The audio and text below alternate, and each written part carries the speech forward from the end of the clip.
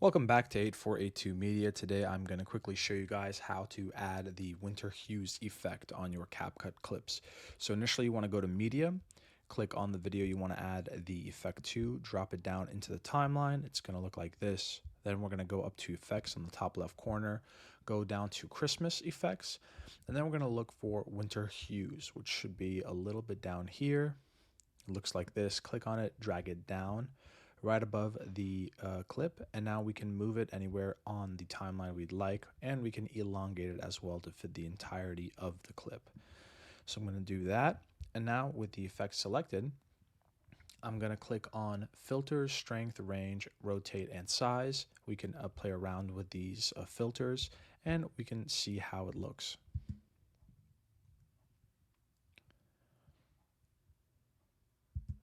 If you guys like the effect, please use it. Thank you guys for watching and have a great day.